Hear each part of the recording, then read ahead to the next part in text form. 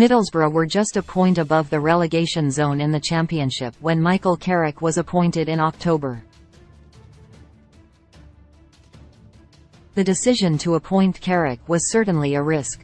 The 41-year-old had been part of Jose Mourinho and Ole Gunnar Solskjaer's coaching staff at Old Trafford before briefly taking caretaker charge of the team. But this was something different. Carrick, who was born in Wallsend, Newcastle, said in his first press conference that his decision to take his first job in management with Middlesbrough just felt right, and he spoke about his enduring connection with the North East. Just 5 months after his appointment, Middlesbrough have moved from the bottom of the table to vying for an automatic promotion place.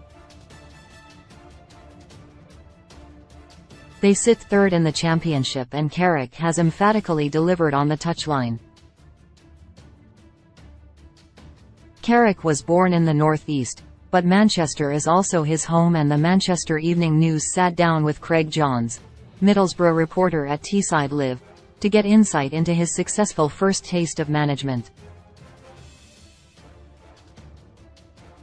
This is obviously Carrick's first managerial role, with the exception of that 3-game spell in charge of United, and it's easy to forget now that Boro were really struggling when he arrived, both in results and in confidence.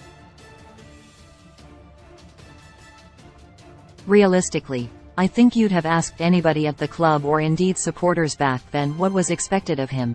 Initially it would have just been to steer Boro away from the threat of relegation to League One, something that was a legitimate concern given they were just one place and point off the relegation zone when he arrived. Regarding first impressions of him, he had a calm, bit confident demeanor. He was by no means brash or making any sweeping statements, but he appeared assured in exactly how he wanted to go about things, clear about his principles and expectations of the players, but also calm in his manner. That early impression has ultimately proven to be the major driving force behind his success at the club so far, and it's very much in line with the way in which he played the game too. There have been odd references here and there, but by and large, he likes to keep the focus on the team, rather than himself. I've lost count of the amount of times he's said, "It's not about me." But he's always willing to answer questions, and he's spoken about certain experiences when playing for United, such as influences of the coaches he played under, most notably of course Sir Alex, who he says he still speaks to from time to time. There's also experiences of going to different grounds that he might reference from time to time also. In general, I think his experiences at United are shaping the manager he is, for example in his constant call for focus and taking things one game at a time in the promotion race. He doesn't specifically ever say, "That's what we did at United," but it's always an obvious factor that, of course, he knows what's required to achieve success. Ultimately, his principles rely in possession-based football, and speak often about feeling in control of games by being on the ball, on having momentum in games. That's what he likes, and the results speak for themselves in terms of its success. A major plus of time on Teesside has been the free-scoring nature of his Boro side, who in their last game became Boro's highest-scoring side in a season since 1998, when Brian Robson led them to another promotion. And, of course, there are still 8 games to go.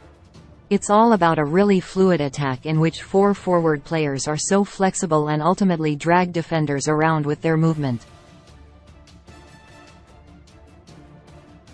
When he arrived, Boro had just drawn 0-0 with Huddersfield in a game that highlighted a side absolutely shot when it came to confidence. Carrick immediately called for belief and bravery in the final third and said he didn't want his player afraid of failure.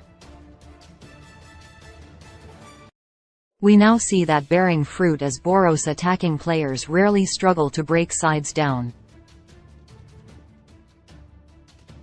Everyone is loving what has been an incredible ride so far. Supporters have really taken to him, and results certainly help that.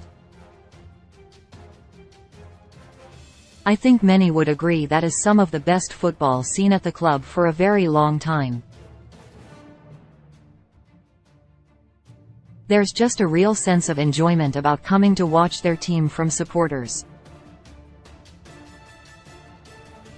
In terms of players, they all love him. His calm demeanor and coaching styles seem to have really hit home with the players.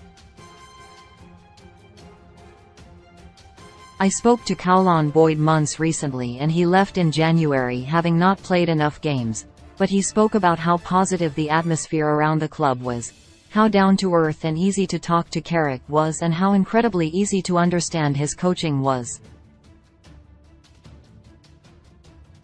In Callan's words, it's the first time he's ever seen where, to man, absolutely every single player at the club is fully behind Carrick 100% with no exception. It's going to be very tough to go up automatically. Giving Sheffield United a 17-game head start really wasn't ideal, but their form since Carrick has arrived has been sensational and you'd absolutely back them to keep that going from now until the end of the season. But you're still relying on Sheffield United slipping up at least twice, and that's assuming Boro are perfect from here. They'll fight for every point, that's for sure. And given Sheffield United are having a little wobble of late, there is that growing feeling, in me and a lot of supporters too, that it is possible. If they weren't to get second and therefore requiring the playoffs, they are of course always more of a lottery, but playing the way they do under Carrick, I'd fancy them against anyone. You can follow Middlesbrough reporter Craig Johns on Twitter here.